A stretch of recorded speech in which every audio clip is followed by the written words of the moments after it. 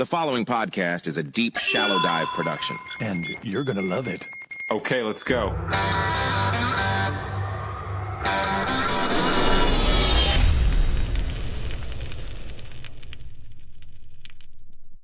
All right, dude. Seriously, with you, I think I need to be constantly recording because it's like whenever I'm not recording, we're getting such good stuff. That's when the magic happens. That is when the magic happens. All right, listen, I really appreciate you coming on, man, and making the time. Psyched, man. I've been pumped to like hang out with you. Absolutely. Let me set this up a little bit so people understand.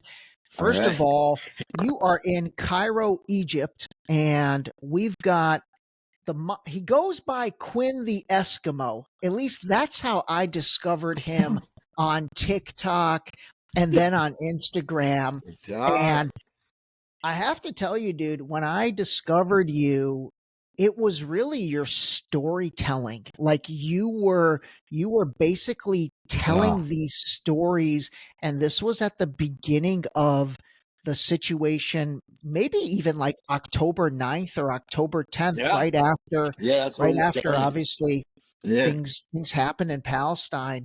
But anyway, dude, welcome to the Deep Shallow Dive. Bro, you have no idea that you just, like, how excited I am that you just said that you recognized my storytelling, because people ask me all the time, they're like, Quinn, what is it that you do? Like, what did you do before this? And I've done so many things, like different jobs, different careers, different paths, whatever. But what I always say when people ask me what I do is I say, I'm a storyteller.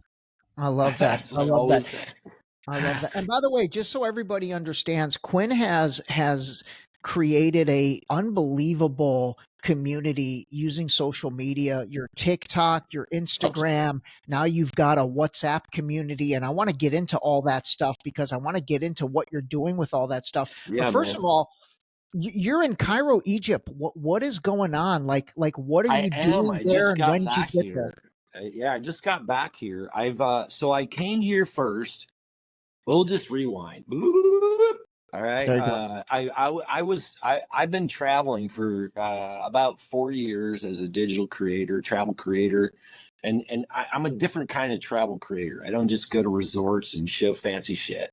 I literally just go to other countries and live and just share my life and introduce people and their stories to my audience. That's what I've been doing for years. And so I was back in America for a brief stint.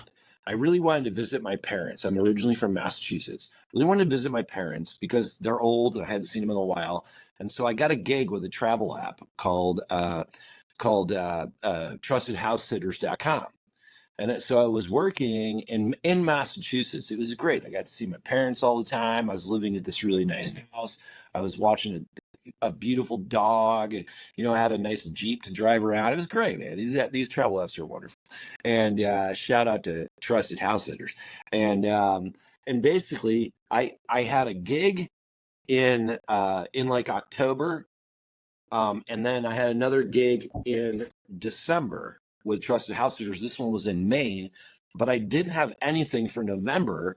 And I was like, what am I going to do for this month? Like, I don't really know. And by the way, Trusted House Sitters, I'm assuming, I'm just figuring this out, they basically have people like yourself house sitting for folks that are gone on vacation. Is that what it is? One of the best ways to travel the world for free. So I use 3 different apps. I use Trusted House Sitters, I use Workaway, and I use World Packers. And the first one is just a house sitting program. Like sometimes you're just watching someone's house. Sometimes you're watching their house and their pets, these kinds of things. These are mostly wealthy people who are leaving their home, their very nice home for, whatever, weeks, even a month, whatever. And they're just looking for someone to watch their stuff. And so, hey, you want to live like really well? Yeah. Dude, I've lived in like mansions, like, wow, all around the world, like with trusted house sitters for free. And do these guys pay you as well, or you just get to live for free? No pay in any of these apps. Pay. It's just a free place to live, and then other benefits. So like when I was in South Africa, I was there for like a while over the holidays and like Christmas and New Year's. I stayed at this like beautiful place, but I was watching the home of a lady who engaged in rescuing animals, right? And Wow. so I was watching like 3 dogs and 6 cats. But it was in this mansion. Like literally there's a pool, there's 2 outdoor kitchens, it's multi-level, like I mean just absolutely beautiful place, right? They gave me a truck to drive around, like I mean, this is amazing opportunity. That's We amazing. So became like lifelong friends, actually. We stayed with them after they came back. They're like, don't leave us yet. Stay with I us. believe it. I believe it. That's pretty insane. So these Yeah. services like Trusted House Sitter, you Yeah. basically are able to pick what part of the world you want to go. Anywhere you want to go, man. That's Yep. amazing. And so it's free accommodations. You have some responsibilities, obviously take care of their house, maybe their pets or something like that. And Right. then from there, dude, that's pretty nuts. Wow, I didn't It's even know that insane, existed. dude. Yeah. Yeah. And then the other 2 ones are basically competitors, World Packers and Workaway. And basically it's the same kind of concept there, but it's broader. You Mm. go and you offer your skills, whatever skills you may have. Like say you're skilled in painting or construction or artistry or music or program management, web design, whatever it is, it doesn't really matter, right? You offer your skills to these people or these businesses, and you get free accommodation for your work. But you only work like about 20 hours a week. So the rest of the time is just free. You do whatever you want, but you get minimum, at a minimum, you get housing. But sometimes you get extra stuff. You get food, you might get a vehicle, you might get supplies, whatever you want, it doesn't That's depends. amazing. They're That's all amazing. different. So it's just Is a that really what you're easy doing way. in Cairo right now? Is the Cairo Egypt thing part of No, that, I or this mean, is when I on your own? like, that's what I was doing primarily before October 7th. Like Okay. after October 7th, basically. So basically, what happened on October 7th for me is like, so I'm this digital creator. I'm traveling the world. I'm happy as a clam. I'm like, everything's great. I'm basically traveling the world for free.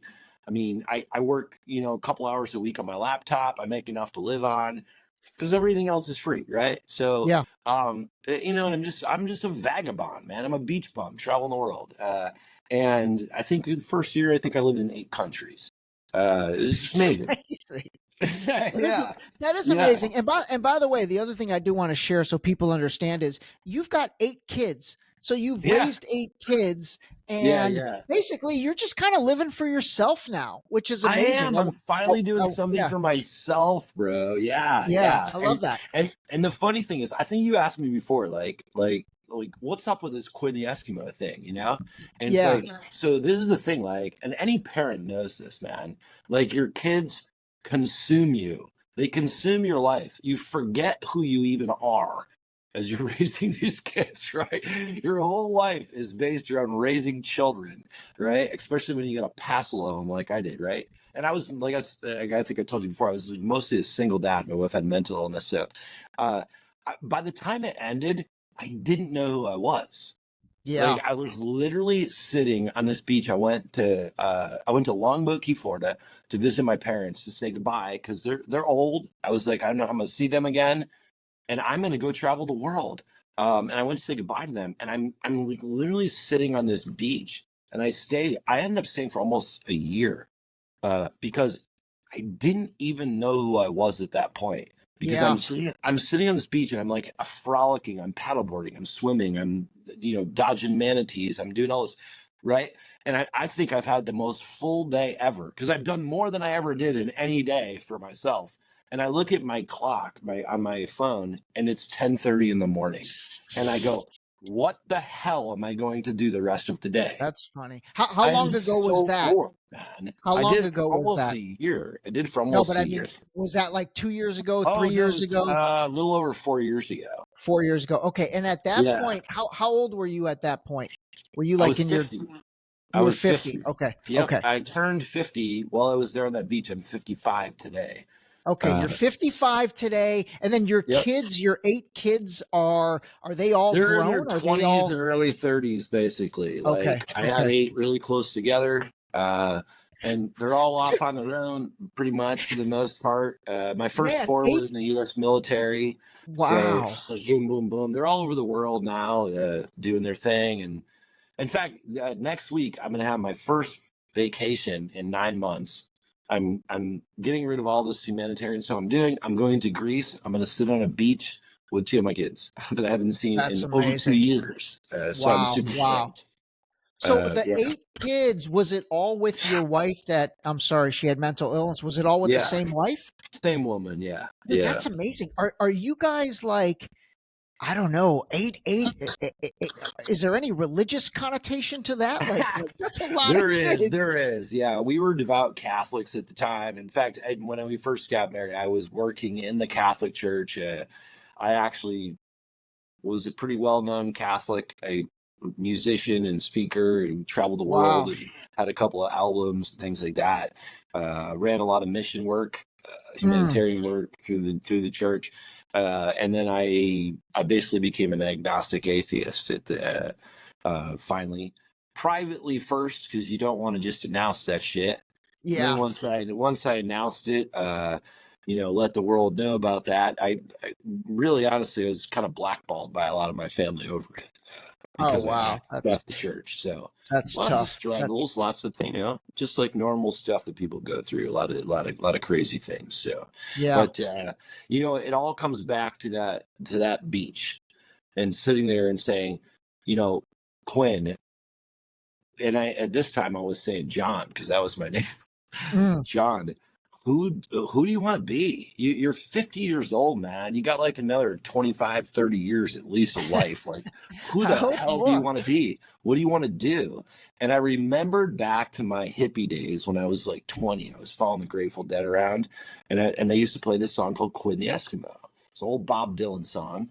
Mm. And I don't know if you know the chorus is "Come on without, come on within. You've not seen nothing like the Oh yeah, yeah. mighty Okay, Quinn," okay. right? Got it. Everybody Got it. knows Got it. that Yep. part, Everybody right? knows that part. Yeah. Yeah. So, but the verses are like the important part.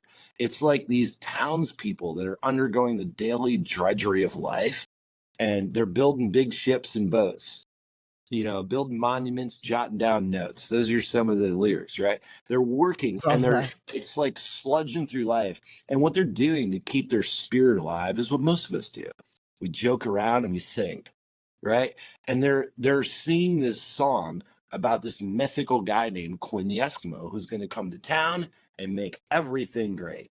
All the children are going to run to him. Everybody's going to be happy. All the pigeons going to flock over here. Everything's going to be great when Quinn gets to town.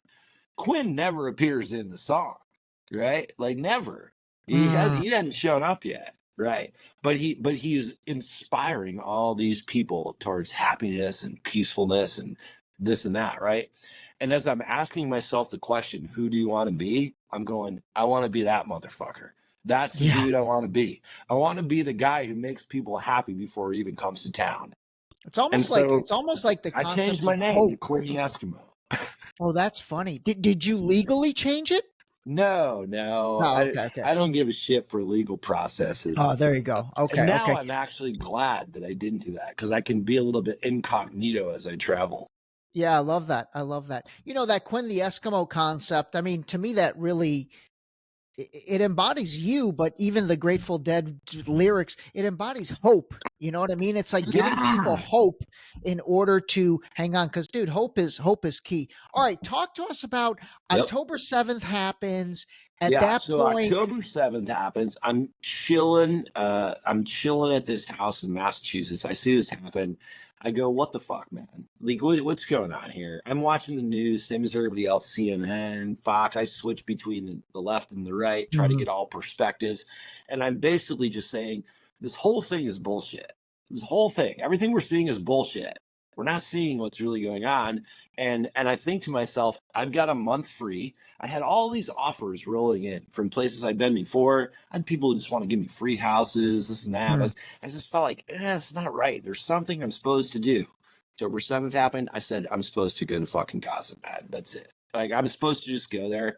I got to go to Cairo. I got to make my way across Sinai, cross into Gaza if I can, and just see what's happening Yeah. and just show my followers like what the truth is, right? And so I made a comment about it at one point, and this guy responds back to me and he goes, "They're gonna cut your fucking head off, man." Typical like American redneck, like jerkwad, right? And so I'm tired. It's like late at night. I just do a quick video. I throw up his comment, do a reply by video comment. And I had, at this point, I had garnered quite a few like Middle Eastern followers and Muslim followers because I was just learning about the situation myself. I didn't know shit. I'm just learning about the situation myself. But I'm doing what I normally do is like, as I learn, I teach. Right? It's the old Grey's Anatomy, like watch one, Yeah. do one, teach one, right? So I'm learning something I didn't know much about, and then I'm teaching that to other people what I learned, and boom, all of a sudden I got a bunch of followers from the Middle East, I got a bunch of followers from that are Muslim, and so I throw this dude's comment up there, and I'm not thinking anything of it. I'm just like, throw it up there, and I say, hey, to my new Muslim followers, what do you think about this? And I go to bed. Yeah. I wake up in the morning, bro. I've got 15,000 comments on that video. Holy mackerel! And by the way, let me just for everybody not watching this on YouTube and not watching it on Spotify, I want you to picture Quinn as I'm gonna make an analogy. He's kind of like Billy Bob Thornton. Think of Billy Bob Thornton, the actor, once married to Angelina Jolie. I think they drank each other's blood. I don't know if Quinn ever drank Angelina Jolie's blood, but anyway, I didn't, but I would. Yeah, exactly. I think I would too. Picture in I your would head take anything that woman gave me. But I want everybody to picture Billy Bob Thornton because I think that's important. And I think, honestly, it's important as part of this story with Gaza because it's not like you're some, Middle Eastern Muslim person or whatever. You're like a white Americana. And I'm white bread, man. And here's the other interesting thing is it's not like you had history with all this. You probably never even thought about any of this. So I love the fact that you're kind of like this Gen Z generation of these young kids where they don't have the baggage and they don't have the history. They're just basically calling balls and strikes with what they're seeing. So, all right, go on. I love this generation. Like literally, my best friends are all in their 20s and 30s. I believe it. You have the same I spirit love this generation. Yeah.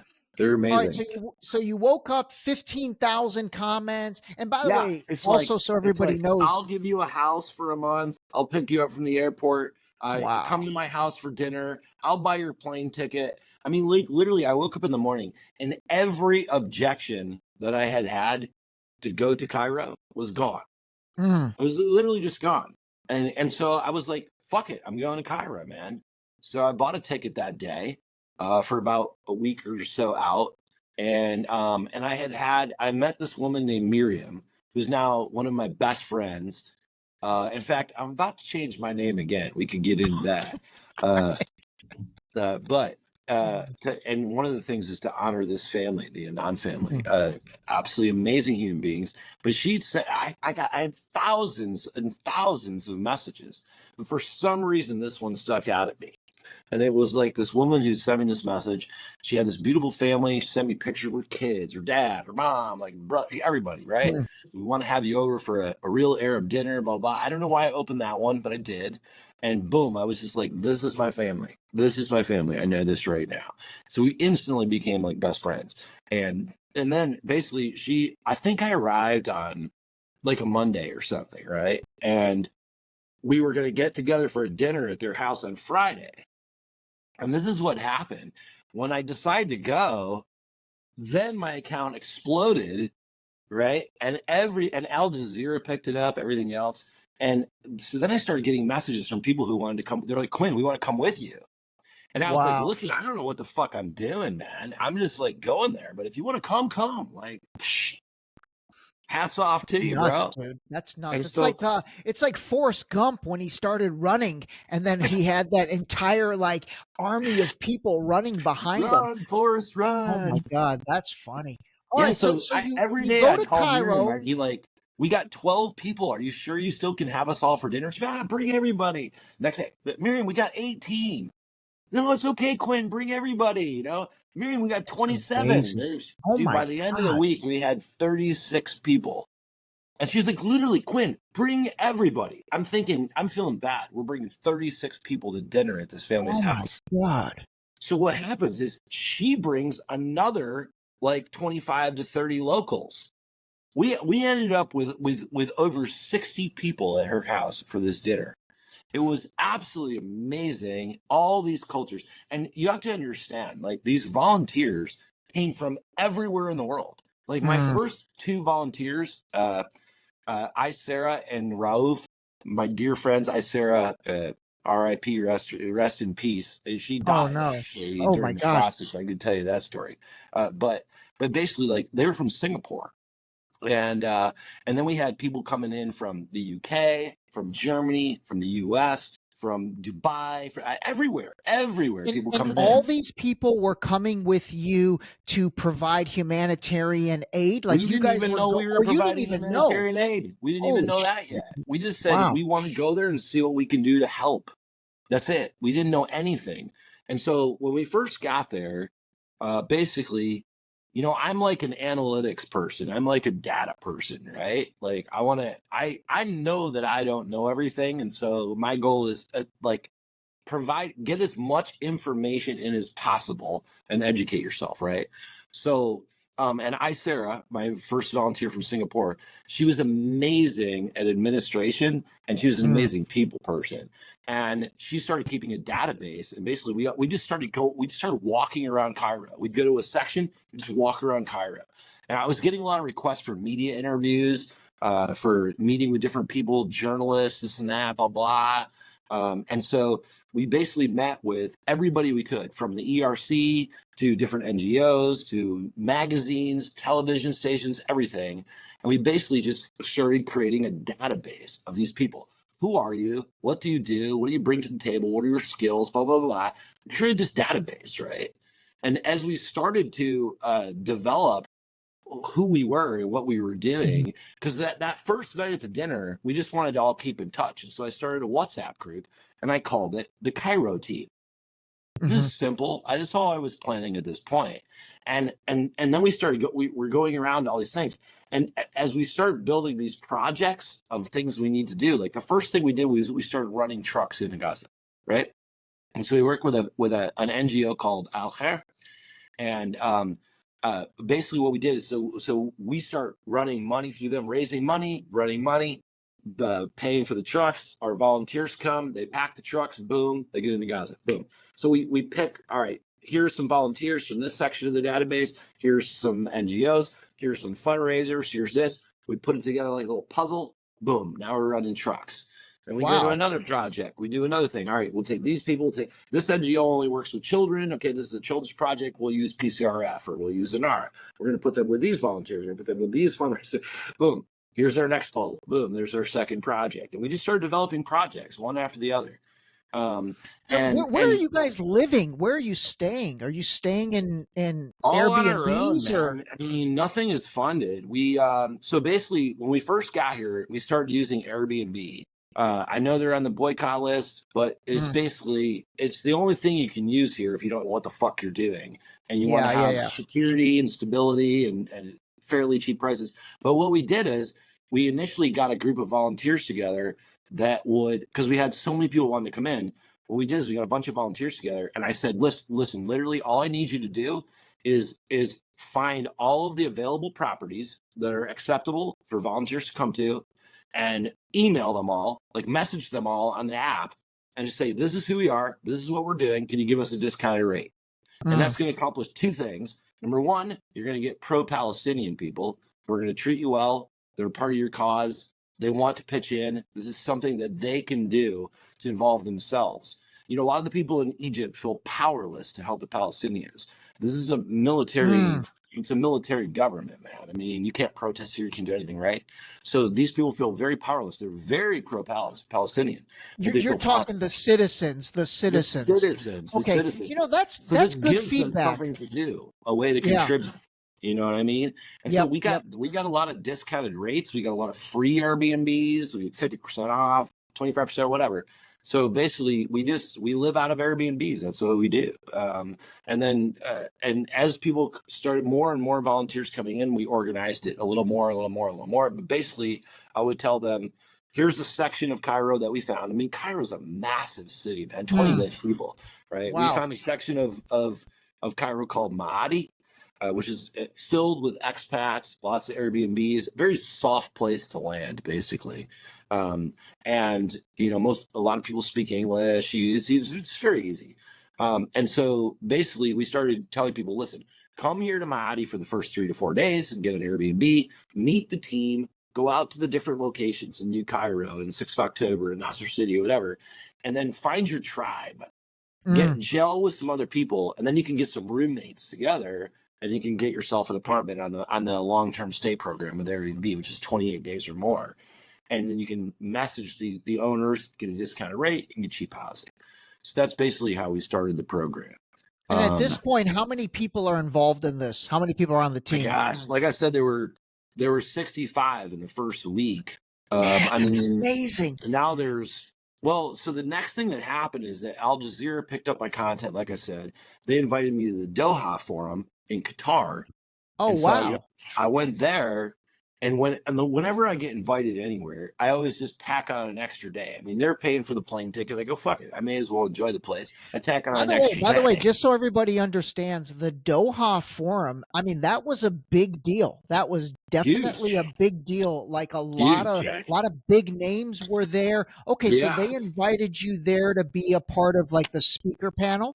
So what they did is they invited a bunch of influencers. So Ty Hickey, Nicole Hennes, Sean King, like all these different people with that.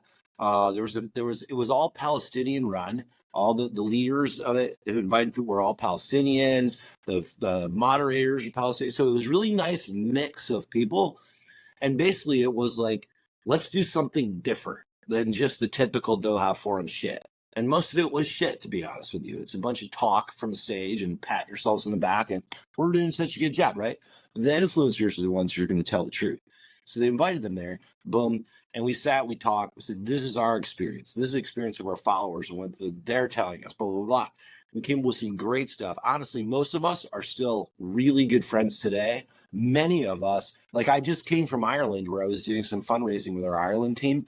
And I was hanging out with Ty Hickey in Ireland. Nicole Hennes is a Romanian Spanish influencer, but she and her husband live in Egypt, and they've turned over their clothing factory completely to Gaza. They're some of my best friends. We've done so many different projects together.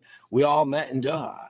Rathbone was there. I mean, just a bunch of people, man. And I remember Sean King at that time. He was kind of the focal point. He's amazing. Before they kicked him off of Instagram, which was insane. That's right. He had 6 million followers, and then they kicked him off of Instagram. Yeah. Okay. So it was powerful. And basically, I arranged this TikTok meetup. The day after the Doha Forum ended, I said, we'll just do a little TikTok meetup. We had like 175 people that showed up. And it was like amazing. God, some of the best people ever.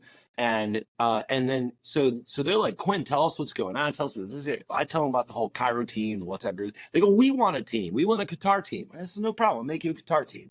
So we have our second team. Well, if you know anything about Qatar, you know that nobody in Qatar is actually from Qatar. Yeah. They're from Australia, England, Ireland, US, like Dubai, Egypt, whatever. Yeah, from all over the place. And so they're like, well, we want a group in our country for our friends and family. And when we go back, blah, blah, blah, blah. So I don't know, within a couple of months, we had, I think, 17 country groups represented in the community. And it was basically like, we don't know what we're doing. Let's just come together and see how we can all work together. It kind of served as like an incubator of ideas. Okay. Right? It was like, let's just see what we can do to come together and help. And honestly, that's what we've been doing since. All of our ideas, all of our we're widely known.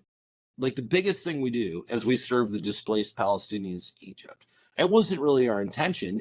That's just kind of what happened. We're like, where are the gaps? The gaps are in not getting people out, not serving people in Gaza. The gaps are, what do we do with people once they get out? There's over Oh, wow. 100,000 Palestinians here in Egypt who are largely just abandoned once they get out. People are running GoFundMe's to get people out. Then they get here. Then what? Who takes care of these people, right? There's a Yeah. gap. So we started filling the gap. And so that's our primary focus. And we're probably one of, I don't know, I don't want to brag. We're probably the largest group that serves the Palestinians here And you're filling the in Egypt. gaps for those 100,000 people by providing them housing primarily? I mean, No, because we where do are they everything, living? man. We work in the hospitals. We help people get visas and get out. We help with housing. We do Oh, food wow. and essential supplies. We do education. We do a children's art therapy. We do mental health and trauma training. We've got a medical team, clothing, you name it. We do it all. That's insane. Everything. And then how's this all funded? Is this all funded through donations or So, through these yeah, so NGOs? basically that's a great question. When we started, we had a couple of philosophies that I was like adamant about. I was like, these are going to be the principles by which we operate, right?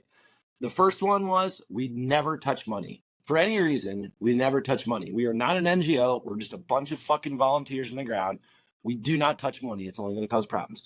So we ran everything through NGOs. Every project we had, mostly we had a different NGO for every project because the NGOs have a lot of stipulations on what they can Yeah. do. Like PCRF, we help kids under 18 with these conditions, blah, blah, blah, blah. You know, ANAR, we'll do kids up to 20, blah, blah, blah, blah. This, you know, every NGO has their speciality, right? So we basically pair the NGO with the project, right? And really what we do is we run money through them. That's what we do.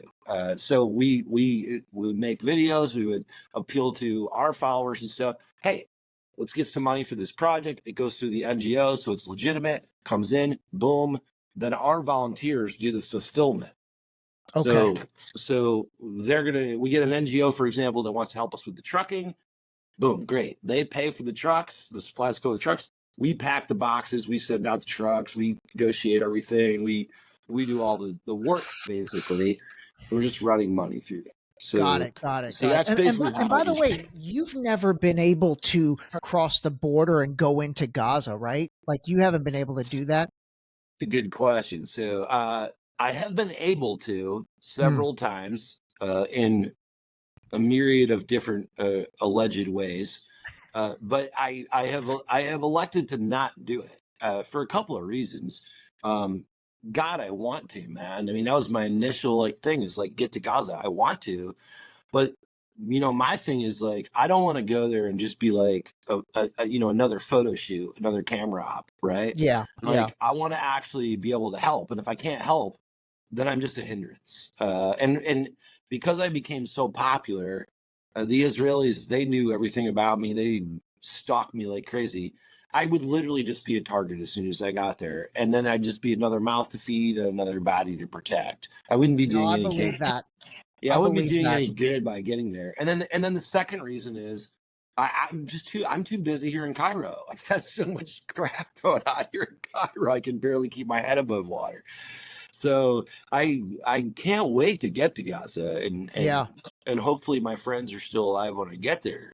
But it's it's I not hear you, about dude. me going. It's about No, me no, I doing get it. it.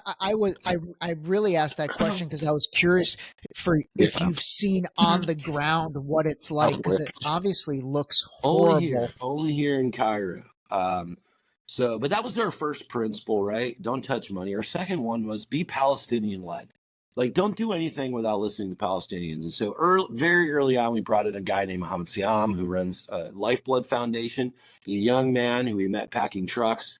And he had an NGO in Gaza that he had had for many years, but he was living in Egypt now for quite a few years. And basically said, dude, join us, man. So he's one of the founding four of our group, and still with us today. We don't do anything without running it through Muhammad and his team and getting the leadership of the Palestinian people Okay. get their eyes on it. So number 3 thing was our job as foreign volunteers is to work ourselves out of a job. In other words, we don't belong here. We're here to help right now because we have the means and the resources to do it. but we're not here for the long haul, man. We're going to leave. Like, this is the locals project. So what we need to do is we need to amplify the voices of the local groups and the local people. We need to raise them up to leadership and support them, and then hand it off to them and let them run it. And we are now 9 months later. We are finally at that point. I am just now extricating myself from this and moving on to the next, because we now finally have gotten to that point where we've built things up and we have our leadership in line, and they're doing an amazing job.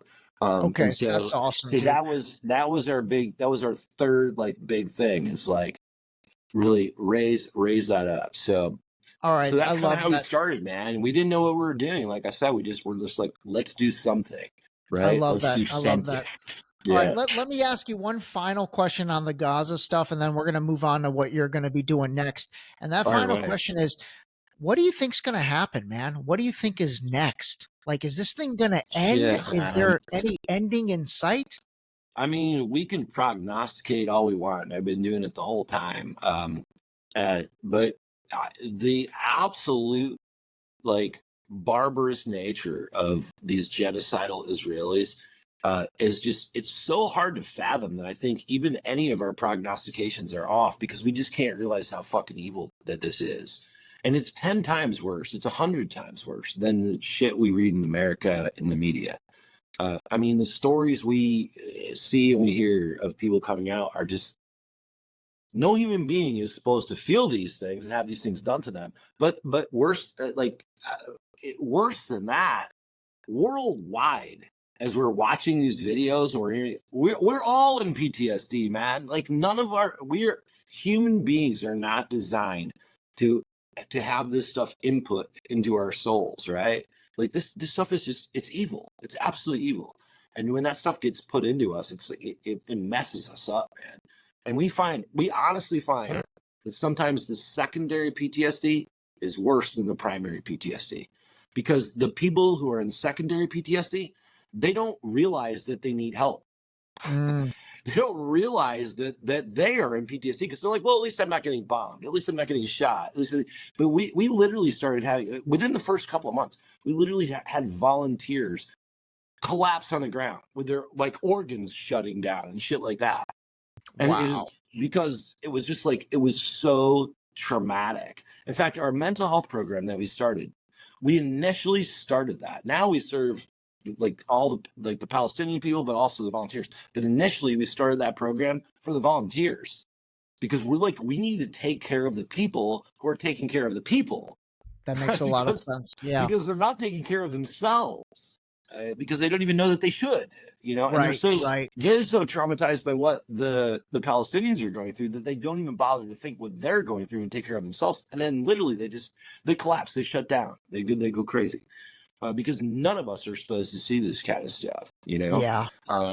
And we're not used to it in the same way that the Palestinians are so strong. I mean, unfortunately they are. They're strong out of the fact that they've had to be to survive. Yeah, out of necessity. But dude, these people are so strong. We don't hold a candle to them. Like, if you're like a white dude coming from America and you're getting into the same stuff these Palestinians are getting into, it's hopeless. There's no way you can handle this whole thing too. And again, I say unfortunately, because they literally they have been trained since birth, many of them, to endure this stuff. They're the strongest people in the world. I say all the time, like, we're not about freeing Palestine. It's about Palestine freeing us. I mean, these people have been living with this for their entire lives, most of them. That's amazing, dude. The median amazing. age in Gaza is so young. It's so young. I mean, these teenagers are full-grown adults who've seen things that most full-grown adults haven't seen. That's amazing, dude. Well, listen, I give you credit for walking the walk, brother. I mean, a lot of people talk the talk. Do what we can do. You've really walked the walk on that stuff. All right. So lastly, I want to finish with this.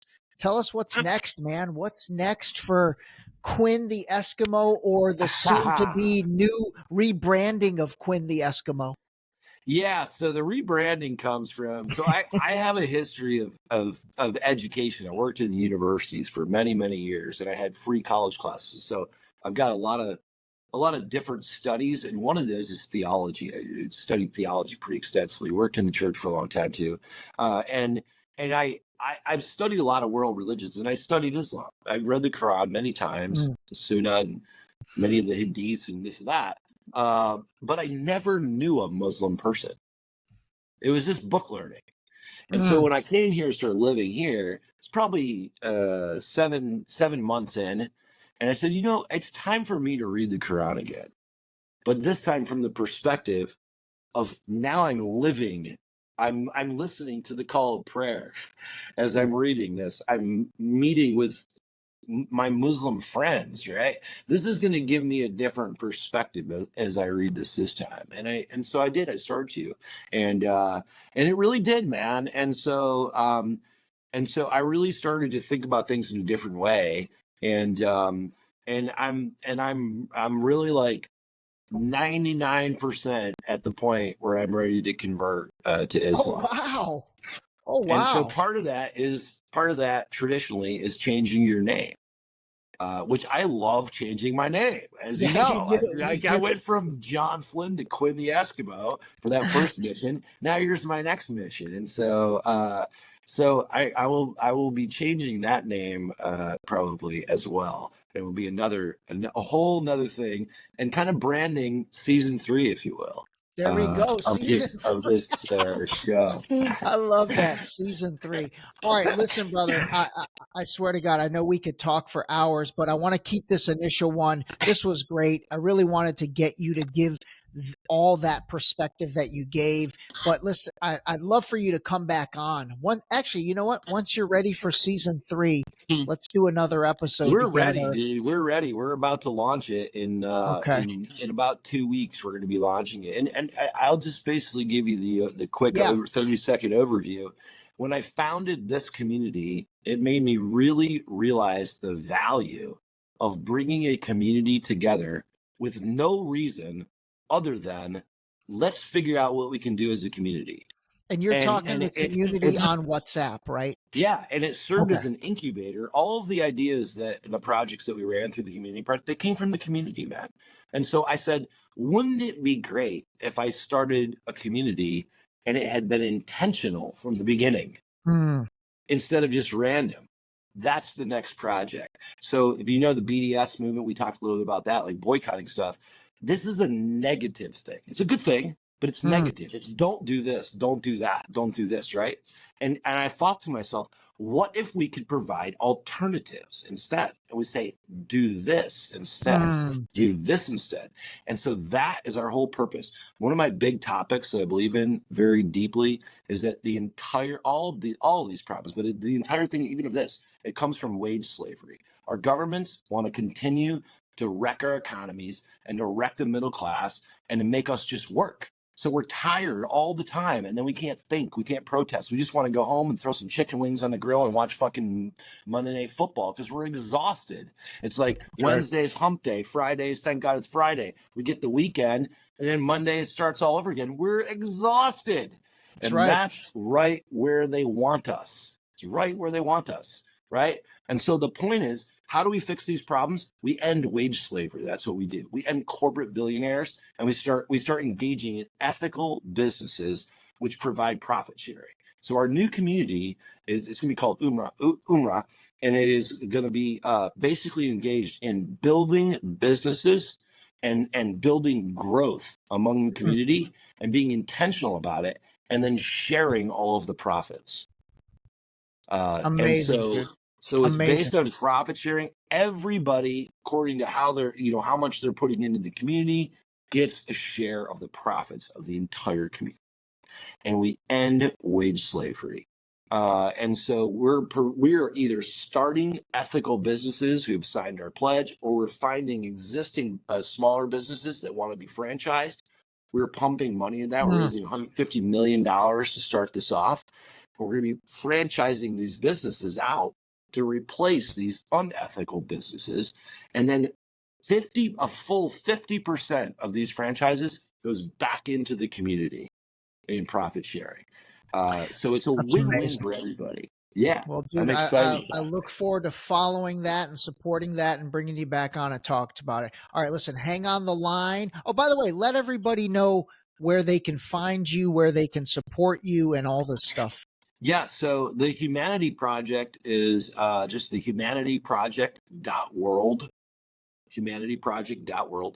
Um, we do not have the new project up yet. We will shortly. And then my website is QuinnTheEskimoRocks.com. Easy Okay, all cheesy, right. QuinnTheEskimoRocks.com.